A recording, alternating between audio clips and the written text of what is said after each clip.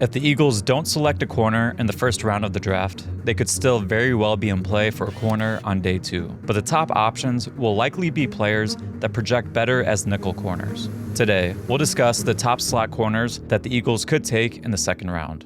So today, first up, we're going to be talking about Kamari Lassiter. He is a player out of Georgia who was one of the most efficient cover corners in the entire college ranks last season.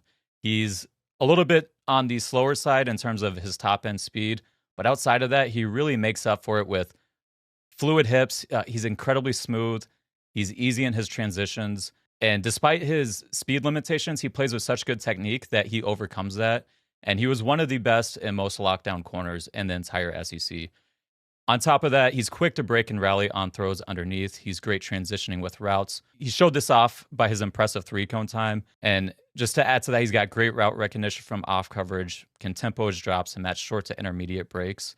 Overall, I think he's one of the best corners that really projects well into the slot. And Eric, I know that Lassiter was one of your favorite corners in this class, so if you want to touch on that a little bit. Yeah, I always thought it was interesting in the pre-draft process where he was kind of being mocked towards the end of the first round, and then over a few weeks, he just started getting pushed down further and further and further. And I was like, well, what is the justification for this? And of course, he skipped the 40 at the combine and then ran somewhere around 4.6 at his pro day, which is immediate red flags for some people. There's almost no track record of outside corners with 4.6 having success at all. And I think that's very valid. But as you mentioned, he doesn't play, his game speed is much better than that. He also knows his long speed has limitations to it. So between his technique, how quick his feet are, how fluid his hips are, and his change of a direction ability, and just his overall football IQ, he does a lot to mitigate the concerns over the long speed. Now, I do think he is better suited for the nickel role. Those guys generally aren't dependent on having to carry guys deep down the field all the time. They'll often have a lot of safety help. But he can moonlight on the outside. I think he has the ability to play the boundary at times. But as I mentioned in last episode, nickel corners are more important than they've ever been. So if he's taking 80% of his snaps from that position, I'm not going to knock him too much on that. Right. And again, it's like you said, the entire drop of Kamari Lassiter's stock, at least among the fans, I don't know what the teams and the organizations feel, but at least among the fans, it's really has to do with that 40 time. People see that 40 time and then all of a sudden it's, oh, this guy can't play. In reality, when I go through and look at his production profile, I had him ranked in the 93rd percentile of all corners drafted in the past 5 draft classes, which is insane. And I think, like you said, he doesn't have that long speed, but he makes up for it with his technique. Number one, he's very fluid transitioning when he's in press and he needs to flip his hips to turn and run downfield. That really helps his game. Like you see someone with like Cooper DeJean, he's not as good in press, even though he runs significantly a faster 40 time. His hips aren't as loose, and he's a little segmented when it's time for him to turn and run. But because Lassiter can open up and run so easily, it kind of mitigates some of his long speed concerns. In addition to that, he takes really good angles to intersect the route down the field and put himself in a good body position to look back for the ball or play through the hands of the receivers. So his technique is incredible. We start to look at the testing numbers, and it is valid, but you also got to look at their production and their play on the field, and also factor in that he's doing this in the SEC. This is the best conference in football. He's not going to face better competition anywhere else in the college game, and he excelled in that area. And like you said, I think he's very well suited for the nickel position. He is able to transition with short to intermediate routes incredibly well. He has good first step. And on top of that, he's very physical, which you need to be at that position. You got to be a bit more of a dog to play that position. You're going to be in positions where you're taking on tight ends. You're taking on pulling offensive linemen. Yeah, I think he's a great blend of conservative in the sense that he's not going to get beat over the top, but also aggressive where when someone's coming on the outside in a run play and he has to like shed a block and make a tackle, or come up and make a tackle before someone gets a first down on like an underneath pass play.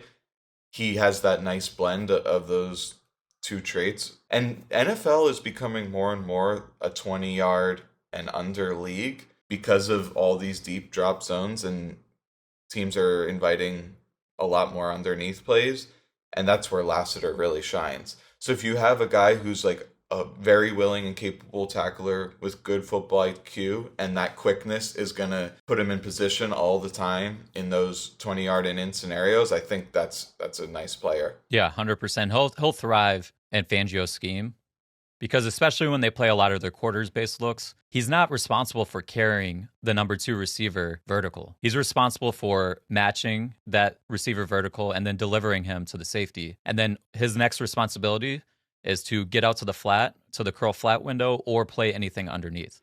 And that really mitigates his long speed concerns and then lets him shine in the short area and when he needs to come up and make a tackle. If you have players playing that seam flat role and a Fangio defense that can't tackle, it's going to be a long day.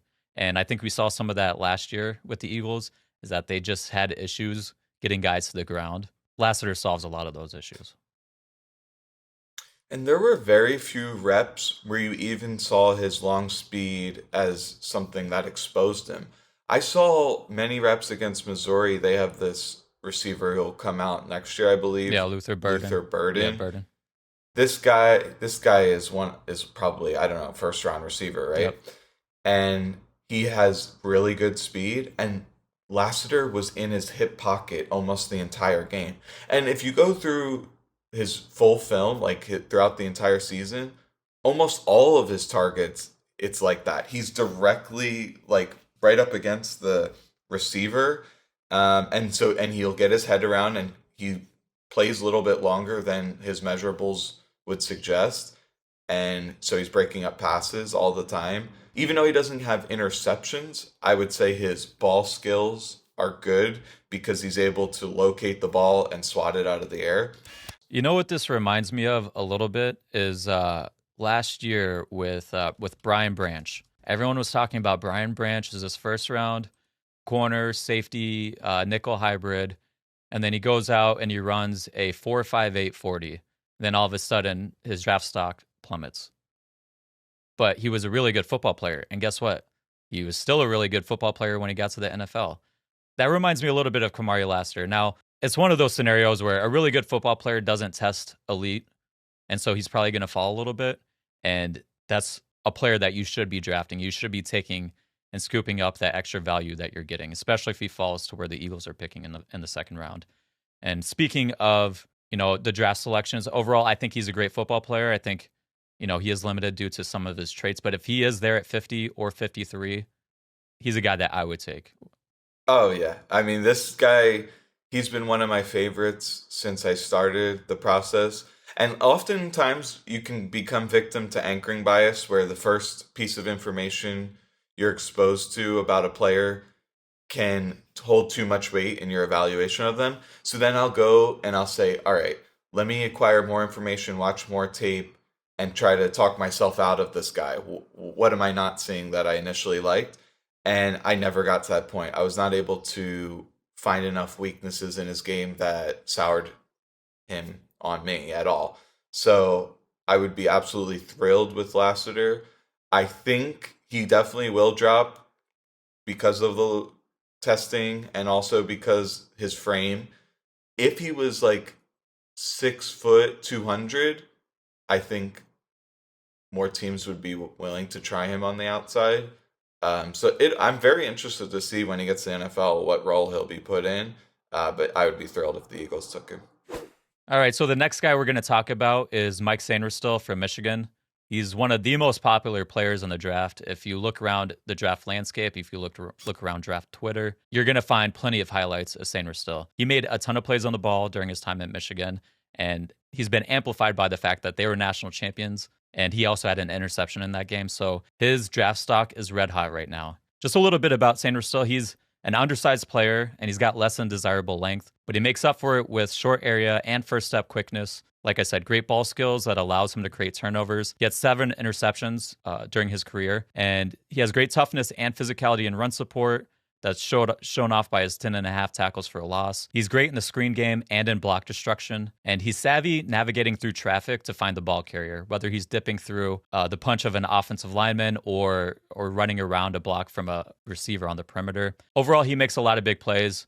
Personally, I'm probably a little bit lower on Sainristil than the majority of people, but Eric, I'd like to hear your thoughts on him. Yeah, so when I watched Sainristil, I thought his football IQ jumped off the tape. I thought he's known to be a leader on that defense.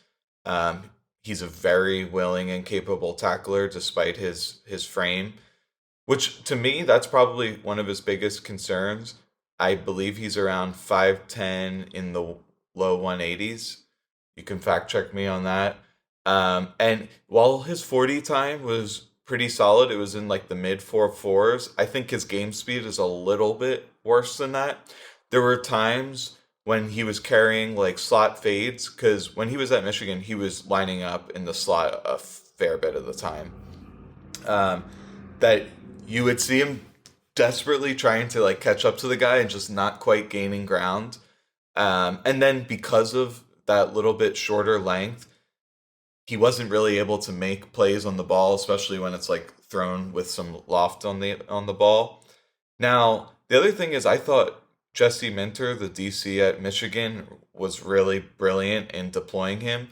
There were times where, because he's playing in the slot a lot, he would kind of sneak in close to the line of scrimmage and they would bring some slot blitzes, and he was really effective on those plays.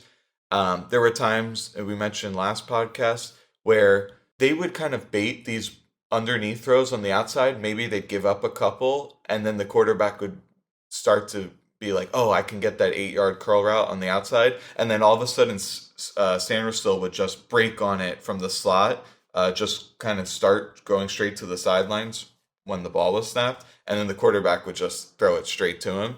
And once he got the ball, I think he had like 3 pick sixes or something. Like, he definitely showed that he has some playmaker qualities to his game. So yeah, overall, like, I think his long speed and his frame are gonna like limit his versatility. He's probably relegated to the nickel role, and I think he also will be 24 in his rookie season. So I'm not really convinced the upside is super high, but it seems like the floor is pretty high for him. One thing I didn't mention is that Sainristil switched from receiver to corner during his college career, so he's been playing corner 2 years.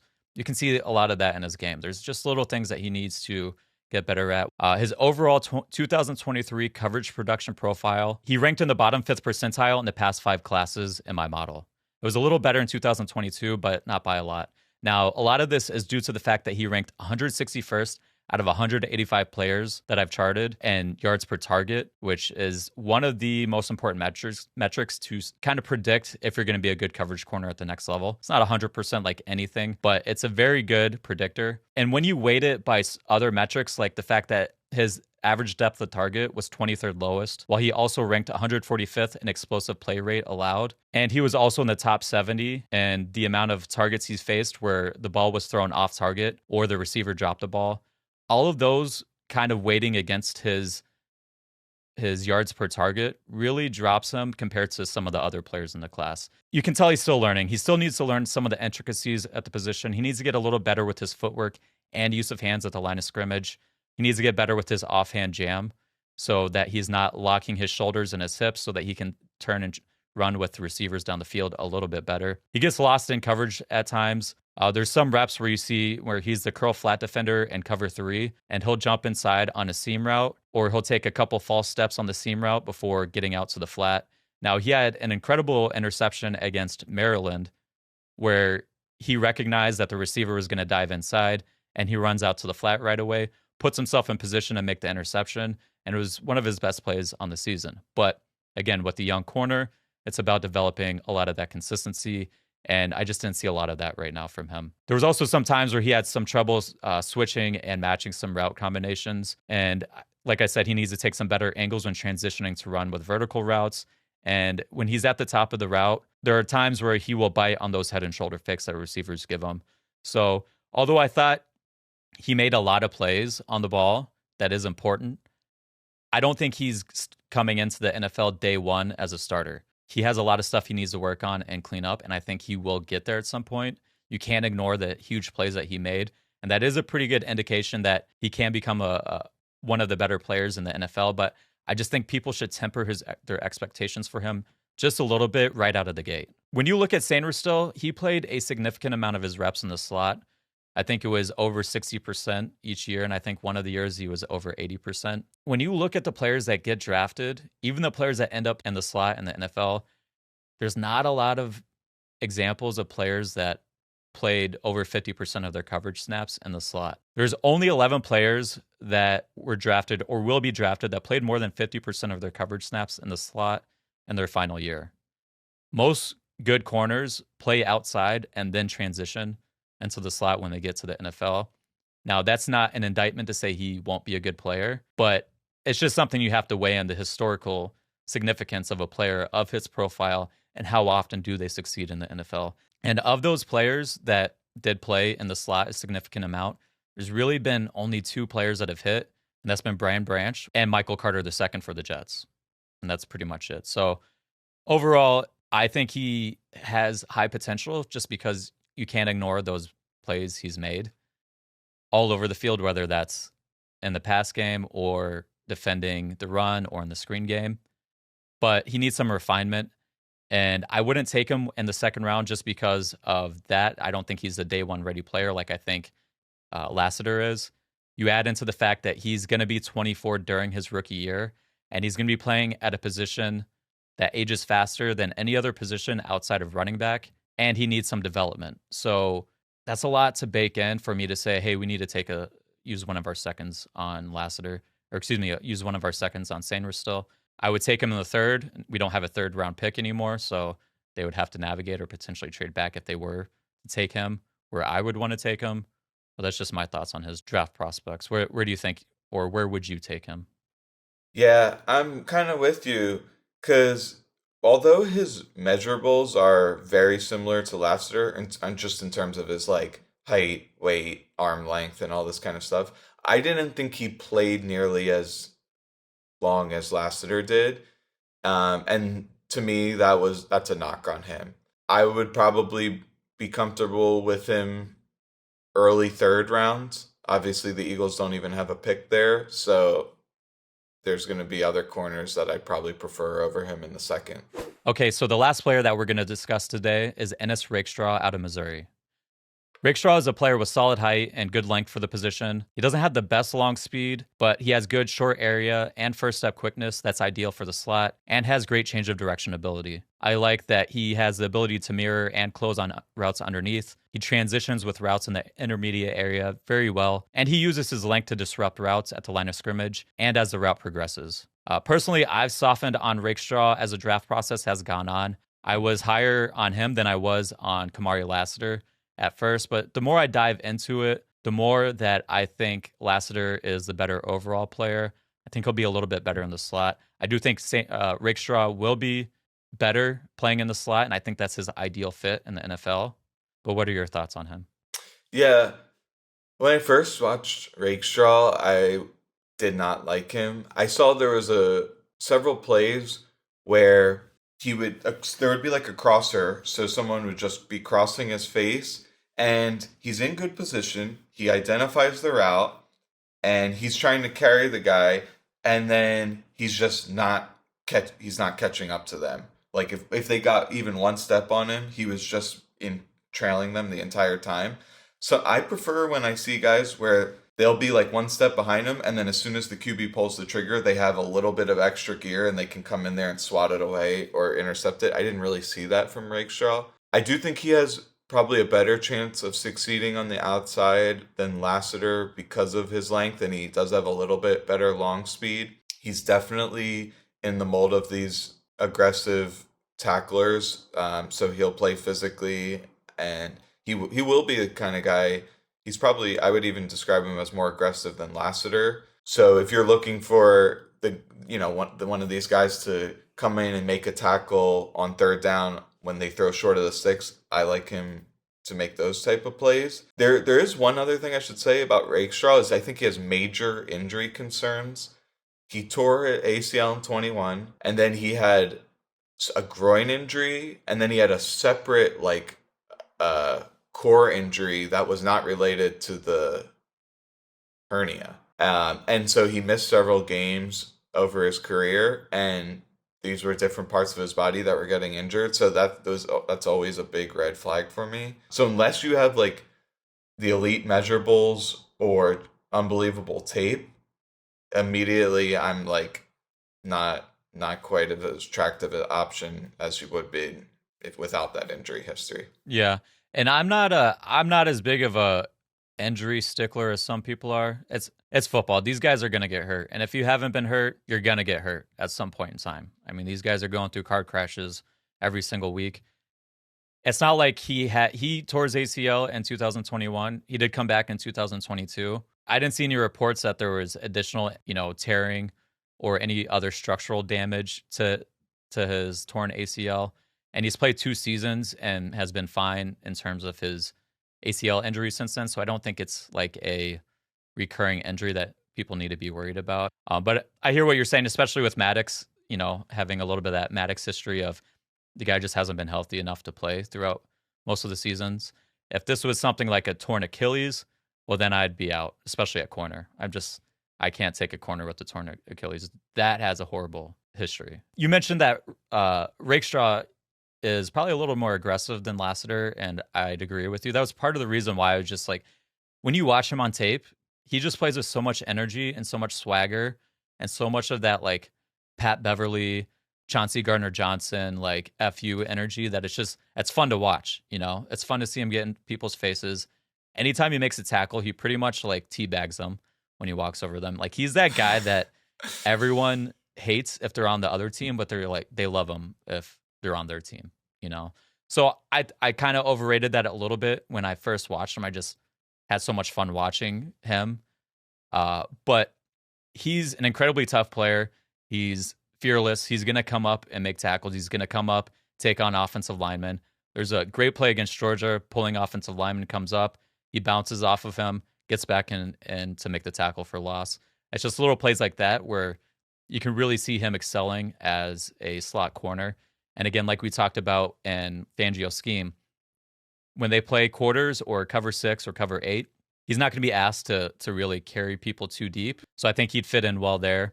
In terms of his coverage profile, he ranked in the 32nd percentile over the past 5 draft classes, which isn't good. But when you look at only his slot snaps, his slot production profile would have ranked in the 85th percentile. So he was significantly better in the slot. And I think his athletic traits really lends themselves to playing inside as opposed to playing outside. Like you mentioned, I don't think he has great long speed to play outside, but he does have good first step quickness. I think he had a 1.52 10-yard split, which is a very good time. You see this on film too. You see him transition and break on routes underneath very quickly. And I also think there's 2 plays against Georgia 2 years in a row where he's covering a dig route. Now this is from the outside, but he's covering dig routes. And as they get to the top of their break to run the dig route, there's no rounding at the top of the route from Rakestraw. He immediately is able to stop and run and break on that in route with the receiver. You don't see that from a lot of players. Either they take a few extra steps to gear down or they end up rounding at the top of the break. Those plays, those flashes I really liked from Rakestraw. And he just had better technique, more consistent technique than someone like Sainristil did over the plays that I watched. And so I personally would take Lassiter. If I had to rank these guys, I would go Lassiter, Rakestraw, and then Sainristil. And I would take Rakestraw in the second if the Eagles really wanted to target corner, knowing that he's probably going to be fit into the slot. When I released a video about some top corners earlier this offseason, I said I would trade back in the first for Rakestraw. But when I look at the fact that he's probably not going to play much outside, he probably drops the second round pick for me. Yeah. Well, the Missouri defense was really fun to watch. They had a lot of good players on that defense. I'm not quite there on Rakestraw, to be honest with you. Even taking away the ACL, talking about the injury stuff, the two separate core injuries coupled with how aggressive his play style is worrisome for me. Another thing I saw was he had he gave up 10 touchdowns and only had one interception in his college career. Now, a lot of that was his first year playing, he was not good at all and gave up like 5 touchdowns. But generally, these corners that you see pop in the NFL, it's almost the reverse, where they hardly gave up any touchdowns their whole college career and had more ball production. So it's a little bit enigmatic for a player who's like considered to be aggressive and not have a lot of ball production, and then is like a little bit smaller framed and a little bit limited long speed, and plus some injury concerns. All that added up to me to probably knock him a little bit more than you did. I don't quite see him as a second rounder. I do think in terms of polish, he's ahead of Sainristil, and I would probably take the chance on him over Sainristil. But for example, if I was a team that was not a contender, I'd probably take the chance on Sainristil because I think potentially the upside's a little bit higher than Rakestraw. So I'd kind of give him a third round grade, and he'd be very close with Sainristil, but there's definitely a divide between both of those guys and Lassiter. Yeah. So he definitely didn't have as many plays on the ball in his last season in college. He had a 9.7 forced incompletion percentage, which is very low. It was 23.6% the year before, 2022. Now, I think playing through injury definitely impacted his play his final year. One other thing I do want to mention between all three of these players is that Rakestraw and Lassiter will be 22 in their rookie seasons, whereas Sainristil is going to be 24 in his rookie season. That does play a factor. These guys still have more room to grow. They're younger players, and they're going to be younger at a position where you age very quickly. I think that does give them a little bit of a leg up as well.